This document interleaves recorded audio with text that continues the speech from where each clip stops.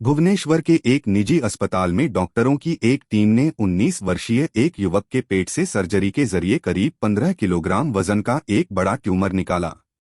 इस ट्यूमर ने पेट के आधे से अधिक अंगों को कवर कर रखा था। डॉक्टरों के लिए इसकी सर्जरी चुनौतीपूर्ण थी। हालांकि अब सोहेल की हालत स्थिर बताई जा रही है। भुवनेश्वर में नंदन विहार में एक 3 मंजिला इमारत में आज सुबह लगभग 5:30 बजे भीषण आग लग गई। गनीमत रही कि घने धुएं में फंसे 6 साल के एक बच्चे, उसकी मां और 3 अन्य लोगों को दमकल विभाग ने किसी बड़े हादसे से पहले ही बचा लिया। आग पर काबू पाने और पीड़ितों को बचाने के दौरान 2 दमकल कर्मियों को मामूली चोटें आई हैं। कटक नगर निगम की पहली मेयर व भाजपा की वरिष्ठ नेत्री निवेदिता प्रधान का गुरुवार निधन हो गया है। उन्होंने गुरुवार अपराह्न अपनी अंतिम सांस ली। वह पिछले 1.5 साल से बीमार चल रही थीं। कटक के एक निजी अस्पताल में इलाज के लिए भर्ती कराया गया था और यहीं उन्होंने अपना दम तोड़ा। उनके निधन पर कई दिग्गजों ने शोक जताया है। कटक जिला आबकारी विभाग की टीम ने 2 शराब माफियाओं को फिल्मी अंदाज में गिरफ्तार किया है। इनके पास से 1040 लीटर देसी शराब बरामद किया गया है, जिसका अनुमानित मूल्य 2 लाख रुपए से अधिक आंका गया है। जिला आबकारी विभाग के एसपी देवाशीष पटेल की अगुवाई में गठित टीम ने इन्हें आरोपितों को पकड़ा। ये दोनों जेल भेज दिए गए हैं। ओडिशा में नशे के सौदागरों के लिए स्वर्ग साबित हो रहे संबलपुर शहर में बुधवार की शाम पुलिस ने नशे की एक बड़ी खेप को जब्त किया है। इस मामले में 2 महिला और 2 पुरुष को एनडीपीएस एक्ट के तहत गिरफ्तार कर गुरुवार के दिन न्यायिक हिरासत में जेल भेज दिया। गिरफ्तार आरोपितों में से 2 को आतंक अपराधी बताया जा रहा है। झारखंड पश्चिमी सिंहभूम जिले में बंद पड़ी आयरन और माइंस को नीलामी के जरिए खोलने की सरकारी प्रक्रिया चल रही है। इस क्रम में नोवामुंडी में तैयार किए गए मेरेलगड़ा आयरन और ब्लॉक को झारखंड सरकार ने सफलतापूर्वक ऑक्शन के जरिए आवंटित कर दिया है।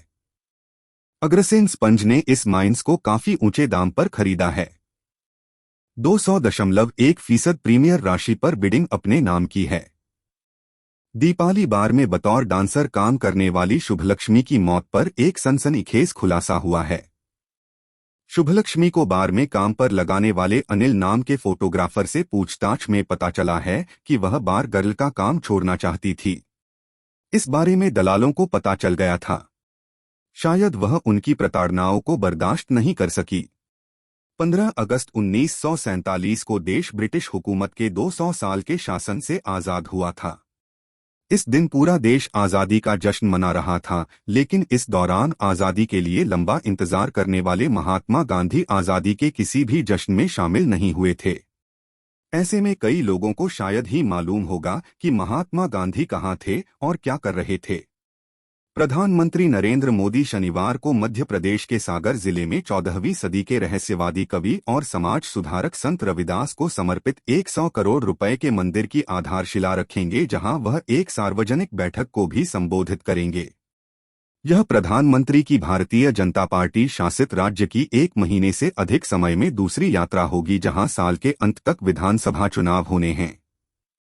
राज्यसभा में विपक्ष के नेता मल्लिकार्जुन खड़गे ने भाजपा पर हमला बोला है। उन्होंने कहा कि भाजपा लोकतंत्र को दबाना चाहती है और संविधान के तहत काम नहीं करना चाहती। उन्होंने कहा कि हम संसद और बाहर दोनों जगह इसके खिलाफ लड़ेंगे। बता दें कि विपक्ष अधीर रंजन के निलंबन का विरोध कर रहा है। कांग्रेस के पूर्व अध्यक्ष राहुल गांधी ने शुक्रवार को कहा कि पीएम मोदी ने 2 घंटे 13 मिनट तक लोकसभा में भाषण दिया, लेकिन मणिपुर पर वे केवल 2 मिनट ही बोले। विषय में या कांग्रेस नहीं बल्कि मणिपुर था। राहुल ने कहा कि मणिपुर का मजाक उड़ाना ठीक नहीं है। वहां महीनों से आग लगी हुई है। पीएम मोदी अपने भाषण के दौरान बार बार हंस रहे थे। शिवसेना यूबीटी सांसद संजय राउत ने कहा कि अविश्वास प्रस्ताव के जवाब के दौरान पीएम मोदी की कांग्रेस की आलोचना यह दर्शाती है कि विपक्षी दल मजबूत हो रहे हैं। उन्होंने कहा कि कांग्रेस अभी भी प्रधानमंत्री के दिल और दिमाग में है, भले ही उन्होंने 2 चुनाव जीते हैं। राउत ने यह भी कहा कि राहुल गांधी के नेतृत्व में कांग्रेस पार्टी आगे बढ़ रही है। कांग्रेस अध्यक्ष मल्लिकार्जुन खड़गे ने केंद्र सरकार पर निशाना साधा है। दरअसल कांग्रेस नेता अधीर रंजन चौधरी को अनिश्चितकाल के लिए लोकसभा से निलंबित कर दिया गया है। इस पर प्रतिक्रिया देते हुए खरगे ने कहा कि सरकार लोकतंत्र को दबाना चाहती है। ये लोग संविधान के अनुसार काम नहीं करना चाहते। अधीर को आपत्तिजनक टिप्पणी के चलते निलंबित किया गया है। न्यूयॉर्क में संयुक्त राष्ट्र में उत्तर कोरिया के मिशन ने रिपोर्ट पर टिप्पणी के अनुरोध का तुरंत जवाब नहीं दिया।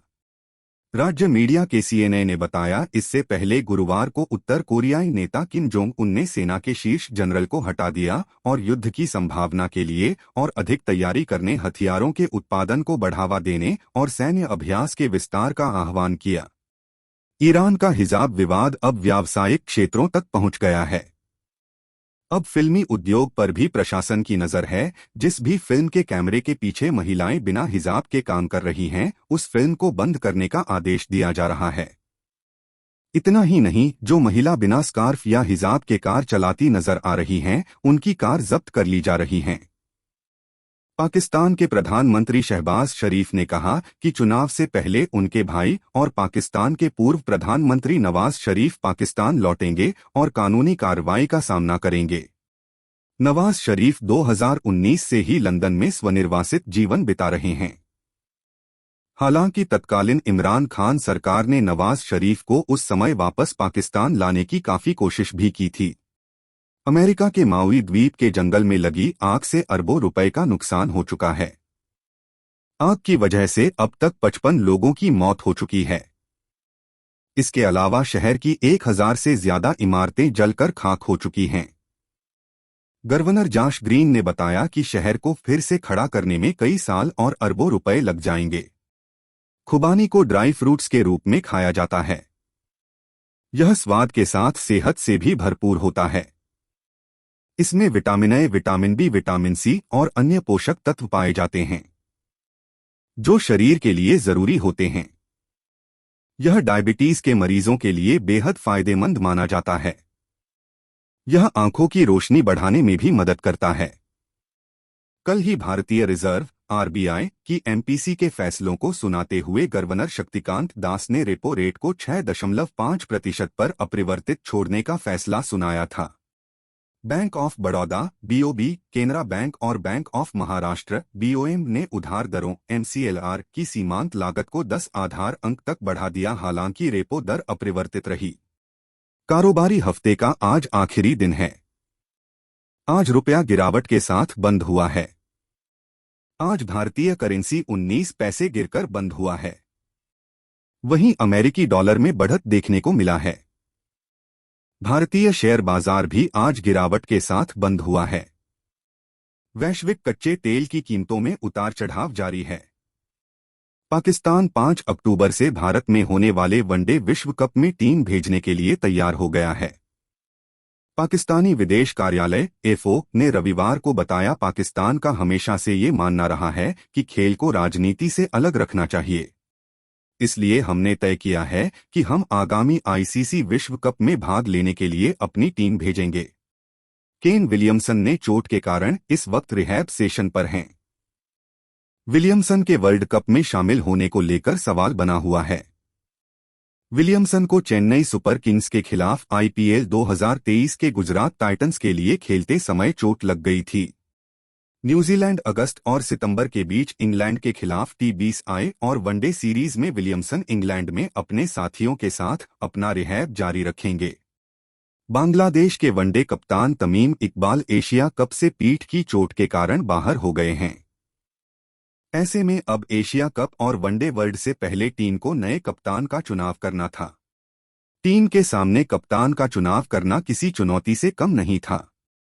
ऐसे में सेलेक्टर्स ने स्टार ऑलराउंडर के हाथों में टीम की कमान सौंपी है। भारत और वेस्टइंडीज के बीच 5 की टी सीरीज का चौथा मैच फ्लोरिडा में 12 अगस्त को खेला जाएगा। फिलहाल वेस्टइंडीज टीम 2-1 से आगे चल रही है। भारत और वेस्टइंडीज के बीच खेले गए तीसरे टी मैच में सूर्य कुमार का बल्ला चला। सूर्य कुमार यादव ने कैरेबियाई गेंदबाजों के साथ खिलवाड़ करते हुए 83 रन की पारी खेली। दिल्ली के ईशांत शर्मा ने अपने क्रिकेट करियर के कई मजेदार किस्से सुनाए। ईशांत शर्मा ने बताया, स्कूल में टीचर मुझे पसंद नहीं करते थे क्योंकि मैं शायद ही कभी स्कूल जाता था। उस समय तक मैं दिल्ली अंडर-17 के लिए खेल रहा था। जो शिक्षक मुझे पसंद नहीं करते थे वे नियमित रूप से मेरा अपमान करते थे। गदर 2 actor Sunny Deol fans reached theatre with hand pump. Fans को महीनों तक इंतजार करवाने के बाद शुक्रवार को आखिरकार सनी देओल की गदर 2 रिलीज कर दी गई है। फिल्म को लेकर दर्शकों की दीवानगी साफ देखने को मिल रही है।